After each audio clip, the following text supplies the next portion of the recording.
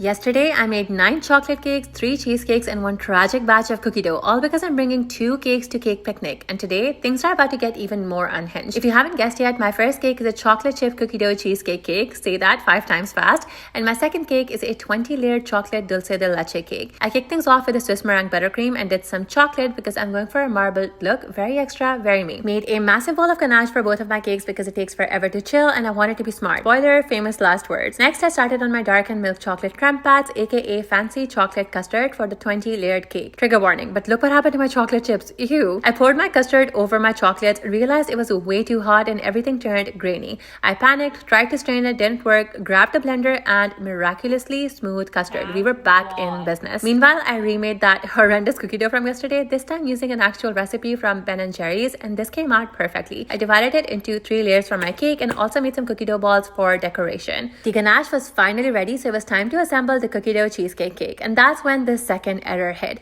I did not freeze the layers, so transferring those cheesecakes and cookie dough discs onto the cake was a full-on stressful job. I kept messing it up, kept cracking my cheesecake, but you know what? I persevered, I did my best, and then I tried to cover all of my sins with the buttercream frosting. This cake ended up being so much bigger than I expected, you guys. I swear it must have weighed at least 10 pounds. Thank God for my very strong biceps. I put it into the fridge and then I sliced my 5 chocolate cakes into 2 layers each from my 20-layered chocolate cake. And I also realized I had used almost all of my ganache already, so now I had to make a second batch and I mixed it into the old one. Error number 3, because this ganache was going to give me a lot of trouble. And you guys, there's still so much left to do. We're officially going to need to do a part 3 to actually finish these cakes.